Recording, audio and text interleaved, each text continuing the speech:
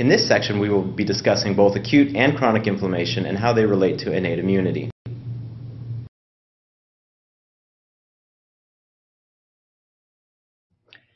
So here we have acute or local inflammation. We have something damaging the outer barriers, we've breached those barriers, and now we have something coming inside, and so we have to start attacking it using different methods. So here we see kind of an overview down in the bottom right where we have bacteria coming through, breaking through the epidermal layers, getting into the blood, and now we have to do something to get rid of it. Lots of things can cause acute inflammation. Physical injury such as heat or cold, irradiation, trauma, or invading pathogen. Anything that we get inside the skin, past those barriers, and now we have to start inflammation, start a reaction. So we get a release of chemical mediators. Tissue damage can cause this. Invading microbes will release chemical mediators. Leukocytes, such as neutrophils, become involved at this point, release cytokines into the environment, and now we have these chemicals being released, which leads to the inflammation. These chemical mediators include things such as histamine, fibrin, kinins, and cytokines. And the result of this acute inflammation being that we have capillary vasodilation with the 4 cardinal signs of redness, swelling, pain, and heat. So remember, where do these signs come from? Well, we have the redness and the swelling and the heat mostly coming from fluid leaking out of the tissue, leaking out of the vessels and into the tissues through the actions of histamine.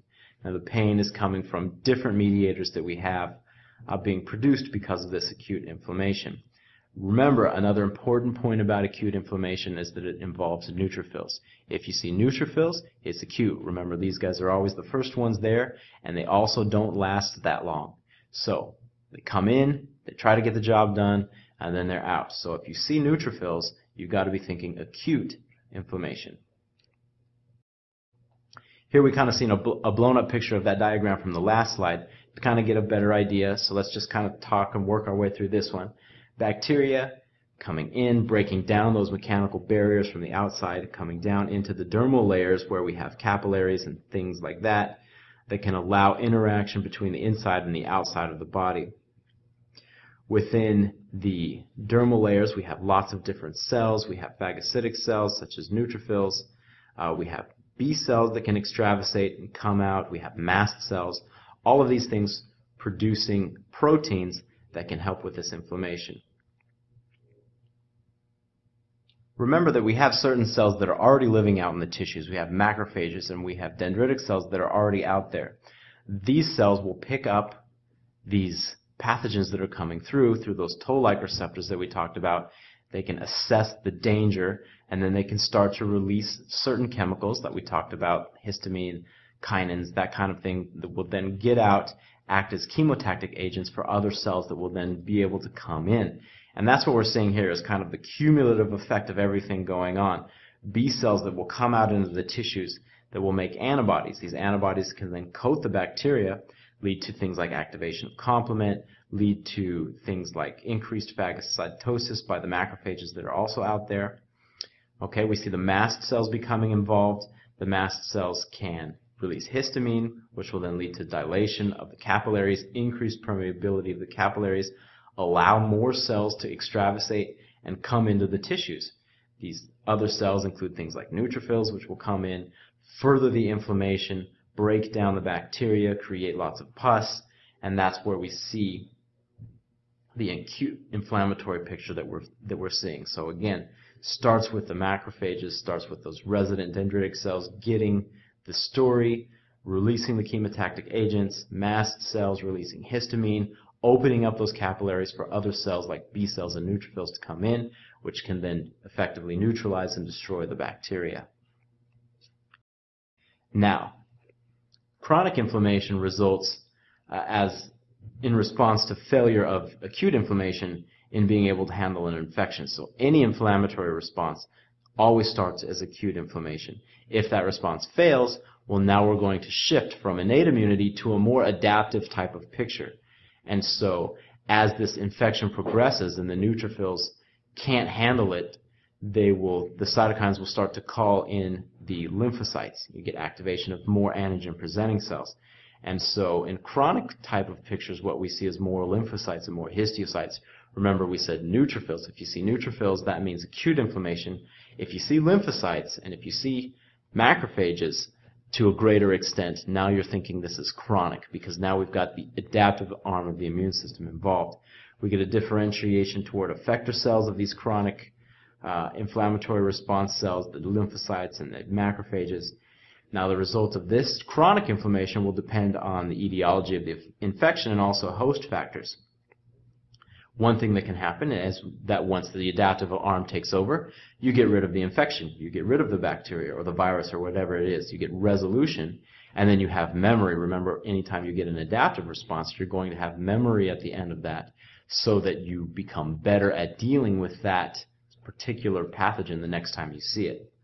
On the flip side, you could get persistence. If this pathogen is good at evading the immune response, then what happens is you get a persistent infection with tissue destruction. You see this with diseases such as COPD, tuberculosis, or hepatitis C, where you have this chronic inflammation. And the immune system, what happens here is the immune system is constantly trying to take care of this infection. So it's constantly coming in and it's trying to break down bacteria or constantly destroying cells that are virally infected, but it can't quite get rid of the infection. So you have this chronic tissue destruction, and it's actually not the virus itself or the bacteria itself that's causing the destruction. It's your body's response to it. It's the body trying over and over and over again to get rid of this infection. So think of something like cirrhosis in hepatitis C. Well, the hepatitis C virus in and of itself is not causing all of the liver damage. What's causing the liver damage is all of the CD8 T cells and the NK cells coming in and destroying those virally infected cells, but the virus is still persisting. It's getting into new cells, and so the liver just can't keep up. The immune system is constantly trying to destroy it because there's still a virus there, and the end result is this fibrosis, which results in the cirrhotic picture that you see. So let's talk a little bit about chemotaxis and how the white blood cells get out into the environment as part of either acute or chronic inflammation. So we have this inflammatory response, this inciting event, where we see over on the left-hand side we have the macrophage with the microbes, which will release cytokines like TNF and IL-1, which will then activate the white blood cells to start to look for places to extravasate, so to speak. It will activate certain expression of molecules like integrins and selectin ligands on the surface of the leukocyte. You can see that, as well as selectins on the endothelial layer, which you see as well.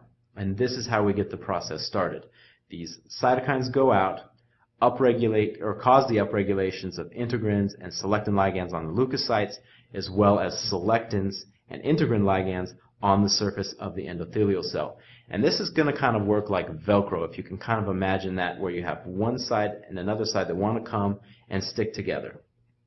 However, you have to remember that leukocytes don't have eyes. They don't have any signals that they can look for the selectins and say, oh, there's a selectin, let me go down and bind to it. So something else has to create the ability for these white blood cells to come in contact with the endothelial surface. How do we do that? Well, through the histamine, through the capillaries becoming leaky. What that does is it increases turbulence at local sites. And once you have the turbulence, well, now you have a slowing down of these white blood cells. These white blood cells, once they slow down, then the selectin ligands on the white blood cells can recognize the selectins on the endothelial cells, and they can start to bind. Now remember, these cells are still moving fairly quickly, and so what they'll do is instead of being able to attach and stick, they'll bounce, kind of like an airplane hitting the runway, where it will kind of hit and bounce, and that will slow it down, and it will kind of hit again and hit again. The leukocytes will do the same thing, and we call this rolling adhesion. So this first initial steps of the selectin ligand binding to the selectin and kind of sticking and then bouncing off, and then sticking and bouncing off, and then sticking and bouncing off, we call this rolling adhesion. Eventually, the white blood cell will slow down enough so that the integrins, the high affinity integrins, can bind to the integrin ligands on the endothelial receptor surface. And so we see here, once that happens, then we have stable adhesions. So we have the selectins binding first, and then the integrins binding next. And when we have the integrins binding, then we have this stable adhesion or stationary adhesion. At this point, what happens is we have other signals coming through to the white blood cells, and again the capillary endothelial lining being leaky, that allow extravasation, or what we call diapedesis, which is further enhanced by chemicals called chemokines, which are produced again to kind of provide a chemotactic agent for these white blood cells so they know where to go. So these chemokines kind of influence the white blood cells to undergo diapedesis, to extravasate through the vessel and out into the tissue. Then once they're out into the tissue, they will then follow this chemokine, this chemotactic gradient, to the site of the infection within the extracellular matrix, and they can do their job. Now again, remember the order of arrival here. Neutrophils always first, always the first ones there, followed by monocytes and T lymphocytes. And as we shift from neutrophils to that monocyte lymphocyte type of picture, we shift from acute inflammation to a chronic inflammation type of setting. Here we have a table. Don't worry, you don't need to memorize these things. This is just giving you examples of the different types of adhesion molecules that are there. Remember, we start with selectins, and then we move to integrins as we go through from a loose binding and rolling adhesion to more of a tight binding. Again, not necessary to memorize this table unless you really love immunology and just want to be really on top of your game, but for the boards, not necessary. Just kind of an example of all of the different adhesion molecules that you find in immunology. So a question we have here, a researcher is evaluating the effects of certain pharmacologic agents on the migration of T cells using an assay in which T cells are visualized passing through a tube and adhering to a phospholipid membrane. He observes that when a certain drug is added to T cell cultures before the assay, the T cells can be observed to adhere to the membrane without moving, but will not pass through despite the presence of chemoattractive agents. This drug interferes with which of the following processes? A. Chemotaxis, B. Rolling adhesion, C. Stationary adhesion, D. Diapedesis, E. Glycoprotein presence in the membrane. The answer here is D. Diapedesis. Here we observe what's happening. Where is the slowdown? Where is the bottleneck, so to speak? We have these cells that will adhere to the membrane without moving, but will not pass through. So they go through the chemotaxis because they get down to the membrane.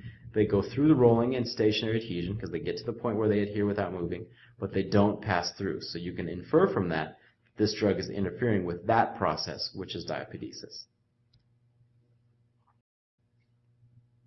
Another question. 55-year-old man reports to his family physician with a painful itchy rash.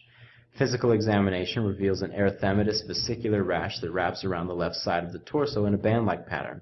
This rash is most likely the result of which of the following? A. Acute viral infection, B. Acute bacterial infection, C. Chronic viral infection, D. Chronic bacterial infection, E. Reactivation of latent viral infection, or F. Reactivation of latent bacterial infection. The answer here is E. Reactivation of latent viral infection. So going through this question, you have to know what's causing this rash. Painful, itchy rash, it's vesicular, erythematous, wraps around in a band-like pattern. These are all clues for what? Shingles, right? So if you know this is shingles, then what type of infection are we dealing with? This is zoster, right? That's a virus. So in knowing that, you can eliminate answer choices B, D, and F. This is virus. This is zoster, because we know this is typical shingles. Now, what type of infection is this? Is this acute? Is this chronic? Or is this reactivation? Again, from what we know about shingles and zoster virus, this is reactivation. Okay, acute zoster would give us what? Chickenpox, right? Now, how come this isn't chronic? And how do we distinguish chronic from latent? Again, remember, chronic infection means that you always have the presence of that virus. It's constantly replicating. It's always there. Your immune system is constantly trying to fight it. That's chronic infection. Zoster is a little different. Zoster gets into cells and it hides. It stays within the cell but is not actively replicating. So that is not chronic infection. That is latent infection. And so once it's perturbed, certain environmental insults can cause the virus to come back up to life, can pop it out of its kind of sleepy state, and it will become active again. That's reactivation of a latent infection, different than chronic infection, and it's important to note. This concludes our discussion on inflammation. In the next section, we will be covering complement.